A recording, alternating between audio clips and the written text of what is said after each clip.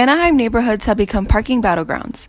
In many neighborhoods without parking permits, curb space is so limited that cars are parked bumper to bumper.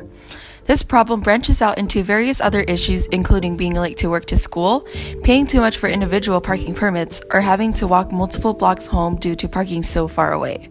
Because we have all experienced parking issues as Anaheim residents, our compelling question was, should the city of Anaheim play an active role in solving parking issues in the city? We asked these supporting questions in order to find a solution. How many vehicles are there per household? What is currently being done to solve this issue? How many housing units are being built? When a new housing unit is built, how much parking space is provided? The answers to these questions are as followed. According to governing.com, 94.8% of Anaheim households own at least one vehicle. On average, there are 2 vehicles per household.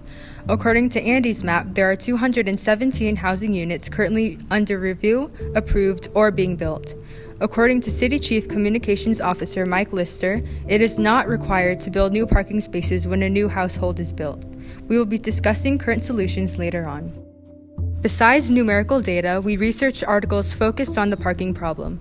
According to Los Angeles Times, the city's permit parking policy continues to pit neighbor against neighbor. The article also includes a statement from Ray Abrahamson, an Anaheim resident, asking, "Would you like to go home at night and park 3 streets away and walk to your house?" Our research, especially this critical question posed by Abrahamson, further contributes to our belief that limited parking continues to be a major issue that many Anaheim residents face. Enforcing parking permits does solve the issue one neighborhood at a time. However, it'll only cause cars to move over to another neighborhood. Because it is only possible for cars to move over, not be removed, Anaheim parking will always be crowded in one place or another due to this root cause. As witnesses of this ongoing issue that almost everyone in Anaheim experiences, our goal was to alleviate condensed parking in neighborhoods without permits. Our first action was to interview both students and residents about their experiences.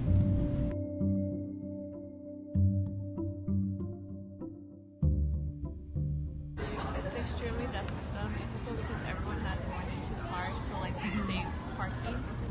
It's difficult when it's graduation because I live right in front of both Civic.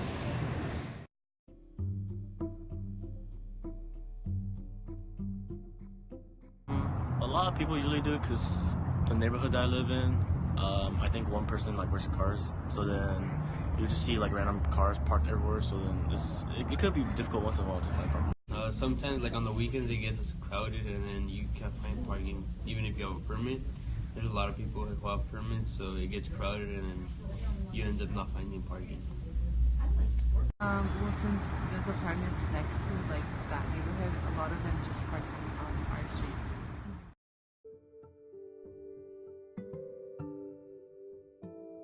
But yeah, it would be better to pay, and then yeah, your parking spot there for sure. I would, just to make my life a little easier.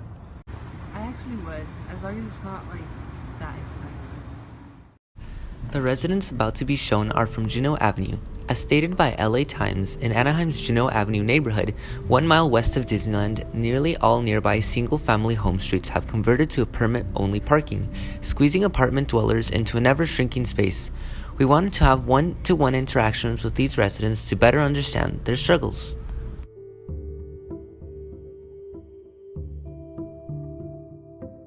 Mira, yo soy nueva en este lugar, apenas entré aquí, pero para mí sí es un problema porque quiere venir mi hija a visitarme, incluso la bebé, tengo un mes aquí, no me ha visto, entonces iba a venir, no sé qué día que llovió también, y le dije, pero está lloviendo mamá, ¿y aquí dónde te estacionas? Y todos se pelean por ese pedacito, incluso que es que tenemos que salir por aquí. Acá en la calle nunca hay parqueadero, ni porque es de día ni porque es de noche, nunca vas a encontrar un estacionamiento. Y yo le dije a mi hija, si quieres visitarme, vete hasta la 99, te vienes caminando. Sí es bastante problema.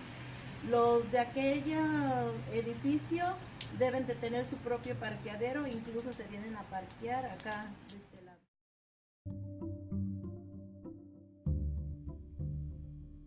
And what the problem is with this parking structure is it's overpopulated. What the landlords here need to do is regulate the housing So that way there will be more parking. Not only that, everybody here uses their garages as storage. Nobody did that, everybody went fine.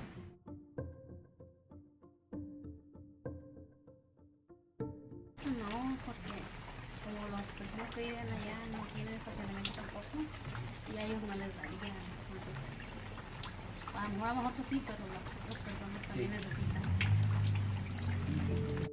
Population increase and easy availability of cars has forced multiple cars to park in outdated spaces. The original architects never accounted for the possibility of one household having larger and multiple vehicles, so the city must now deal with the cramped spaces. Clearly, the residents are disturbed by the difficulty to find parking, but none of them are really sure how to fix it. If one solution existed, cities all over the country wouldn't be dealing with the parking issue today. That is why it is important for us to understand what other students and Anaheim residents are dealing with. But how did this problem begin? To answer this question, our second action was to reach out to the Anaheim Chief Communications Officer, Mike Lister. How we get here is that back in the 50s, 60s, and 70s, wasn't very common for you to have a household with 3 or 4 cars like you potentially could have today with a family. So typically maybe you had 1, maybe 2 cars, just because that's the way it was back then. Maybe just the dad worked or whatever. So you wouldn't have anywhere near as many cars as you have now, or people maybe took some public transit. But nowadays, let me ask you guys, what's it like in your household? How many cars do you guys have? So I have 3 actually, and we have parking permits in our neighborhood. And so before we did it, we had parking permits recently, like in the last year. And before it was really crowded and we weren't even able to park in our own space. But now that we have parking permits, it's been a lot better, but those cars have shifted over to the next neighborhood. Oh, yeah. So it made your life better, but then you're kind of a good citizen and kind of realize it just pushes the problem one street over. He explains that the problem began in the 50s to 70s. When buildings were constructed then, few people had multiple cars, so it was never necessary to separate large land portions for parking. As the population in Anaheim grows, the land becomes more expensive. For additional data, we emailed a survey out to all students with questions about how parking permits or the lack of parking permits affect them. 69% of students believe that parking permits are helpful. However, there is a larger issue at hand. So if permit parking solved the availability problem and some of those kind of quality of life issues I just talked about, then somebody would tell you, great, I think it's excellent. Others will say, who don't have it, say, I still have a problem with parking. Why don't people build more parking with apartment communities and things like that? Then you have folks who live in apartments who say they tend to get squeezed by permit parking. That is, single-family homes, streets all around them will adopt it because they don't have enough, apartments don't have enough parking, and then, quote, spill over onto these other streets. So they would say, no, the program doesn't work for us because that creates that situation I was talking about where somebody may have to park 4, 5, 6 blocks away from their house and then have to walk to their apartment. As Mike Lister mentioned, too many vehicles are causing a spillover in neighborhoods, and parking permits would only cause vehicles to shift and overcrowd another street. Our third action was to attend a town hall meeting addressing the parking permit problem. The purpose of this was to seek potential future solutions regarding this ongoing issue. Because the problem of crowded neighborhoods in Anaheim is so severe and widespread, our research led us to the conclusion that there's only so much the city can do to solve this problem, as stated by the moderator of the meeting. Like I mentioned before, there is no perfect solution. We are really trying hard to find the right balance of the supply and demand of parking spaces in our city. At the town hall meeting, it was explained that parking permits often lead to a spillover. In previous years, the city implemented a similar program called the Spillover Parking Program. However, it was problematic. The current solution has revised and separated the previous system, and it will take in effect in the following months. There are 3 prominent solutions to be enforced in the near future. As said before, there is no perfect solution, but here are the steps Anaheim will take to create a better balance between housing units and parking space.